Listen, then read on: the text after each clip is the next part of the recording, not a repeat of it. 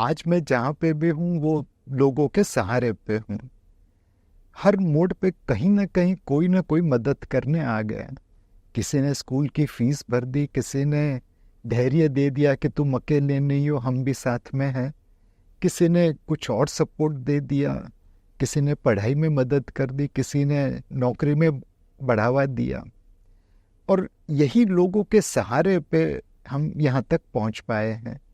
And I think यही हमारी भारतीय संस्कृति की खूबी है कि हम लोगों को सहारा दे देते हैं, धक्का नहीं मारते। एंड वो सहारा मिला तो आज यहाँ पे पहुँच पाए।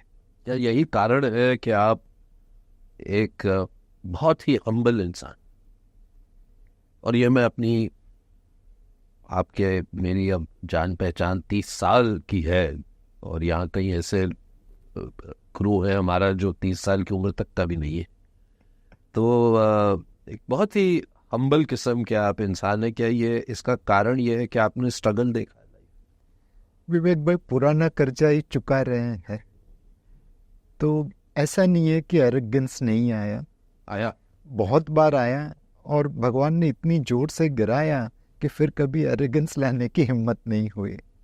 मुझे आज भी याद है, मैं सीए में फर्स्ट नंबर पे पास हुआ था, गोल्ड मेडलिस्ट।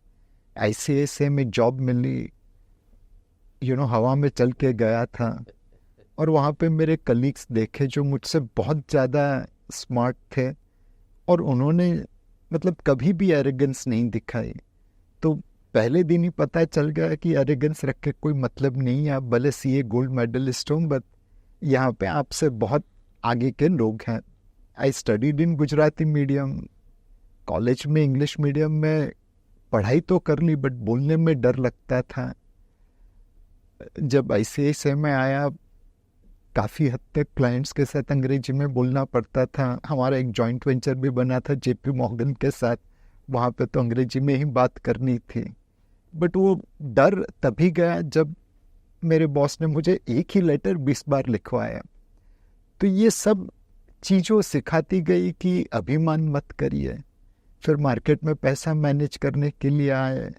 यहाँ पे भी आपको कई बार अभिमान आ जाता है कि यार हम तो मार्केट के गुरु हैं, हमें सब समझ आता है। फिर मार्केट इतनी जोर से गिराता है कि सब हवा ठीक हो जाती है। तो ऐसा नहीं है कि एरोगेंस नहीं किया, बट हर बार जमीन पर बड़ी जोर से पटक गए। इसलिए अब मतलब अब थोड़ी सीख आ गई कि जमीन से जुड़े रहे। 90s का जो दौर था वो इंडिया में अभी भी मैन्युफैक्चरिंग की शुरुआत थी, केमिकल इंडस्ट्री बूम हो रही थी।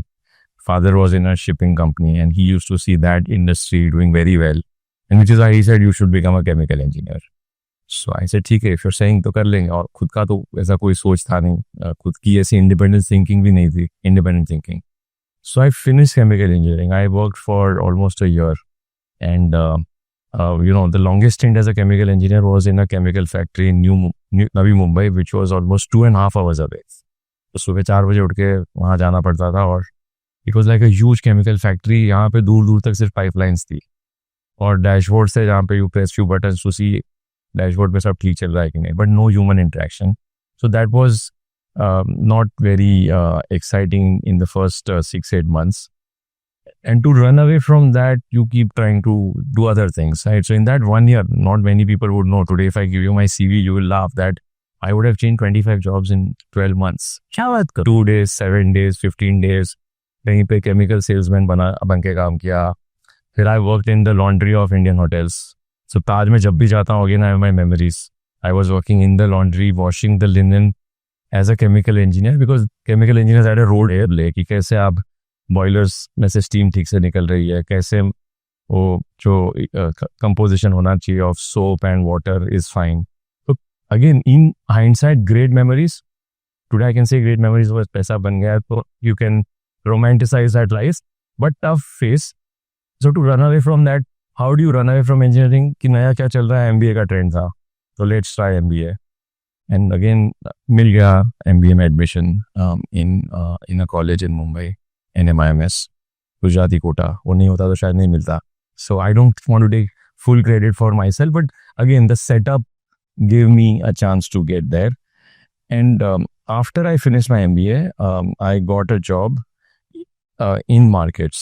It was a job where my role was to deploy money in money markets in those days. जब money market के returns इंडिया के equity market से ज़्यादा होते थे. इंडिया का जितना रिटर्न ऑन इक्विटी था उससे ज़्यादा अपने बॉन्ड डील्स होते थे. तो बॉन्ड्स में ही 16-17% रिटर्न बन रहा था. तो एक इल्यूशन था कि हमें पैसा बनाना आता है. That's how my career started. From engineering, it moved to MBA, and from MBA into markets. But huge role of being lucky and fortunate to be surrounded by great people right from the time I was born, and it all starts family, school, friends, college.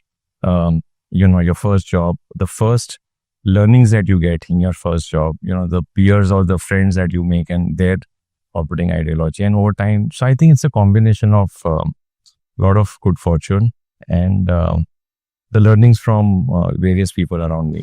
30-40 साल पहले पूरा भारतवर्ष ऐसा था ना कि भाई सभी लोग मिडिल क्लास या लोअर मिडिल क्लास ही थे, राइट. सो जैसे मैं स्कूल में था तो मेरे फादर स्टेट बैंक में जॉब करते थे.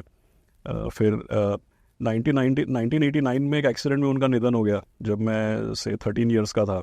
तो तब क्या हुआ कि भाई ऑब्वियस सी बात है कि भाई अगर कोई बैंक में कार्यरत है, बैंक में कोई नौकरी कर रहा है, तो एक नॉर्मल अपना जो भी लिविंग है वो है. और फिर बिकॉज ही पास्ट अवे, तो तब क्या है कि इतने बड़े बड़े इंश्योरेंसेज और ये सब होता नहीं था, शायद अवेयरनेस भी कम होती होगी तब. तो थैंकफुली तब क्या था कि भाई ऐसी बैंक की पॉलिसी होती थी कि भाई जो भी अगर समझो जो नेक्स्ट कैपेबल जो वर्क फैमिली मेम्बर है उनको कंपेंसेटरी आप जॉब दे देते हैं. लेकिन ऑब्वियसली मेरे फादर जिस ओहदे पे थे, जिस लेवल पे थे, उस लेवल पे मदर काम नहीं कर सकती थी तभी. तो she joined as a clerk cum cashier. तो थोड़ा वो 10-15 साल फिर थोड़ा डिफ़िकल्ट हुआ. जब तक हम लोग पढ़ाई करके काम करने में नहीं आए तब तक थोड़ा संभल के चलो भाई अपना दैट टाइप ऑफ उस तरीके का था. लेकिन जो आप बता रहे हो वो बहुत ऐसा वाकई में हुआ था कि लेट 90s अर्ली 2000 में, तो समझो मेरे पिताजी के जाने के 12-15 साल के बाद वाकई में हमारे घर में ऐसा डॉक्यूमेंट्स और फाइल मिला था. ये ट्रू स्टोरी है. उसमें तो मैं जैसे हम देखते थे कि भाई घर में कुछ ना कुछ कंपनी का कोई ना कोई रजिस्ट्रार का कुछ ना कुछ कुरियर वगैरह या पोस्ट में कुछ आ रहा है जो हमारे समझ में नहीं आता था. लेकिन लेट 70s अर्ली 80s में मेरे फादर की तभी हैबिट थी. तब तो सेबी होता नहीं था, कंट्रोल ऑफ कैपिटल इश्यूज होता. तो 10 रुपये में या 100 रुपये पर शेयर का कोई इशू होता था. तो वो 100 रुपये पर शेयर है तो भाई 1000 रुपये का एप्लीकेशन लगाते रहो, ऐसा मेरे फादर करते थे तब. तो वो सब करने के 20 साल बाद या उनके जाने के समझो 12-15 साल बाद मिला वो फाइल. तो उसमें शेयर सर्टिफिकेट्स थे. तो पहले जो चीज़ें कुछ हज़ारों रुपये में लगाया होगा उसका 15 साल के बाद समझो उसमें से आपको Reliance industries, state bank of India, hero Motors, अभी मुझे अच्छे नाम सीमेंस, मुझे अच्छे नाम याद है, कुछ डट्स भी होंगे उसमें, राइट. लेकिन ये सब नाम निकलेंगे तो ऐसे मतलब कई साल बाद हमको पता चला कि भाई हमारे पास तो पैसा था. मतलब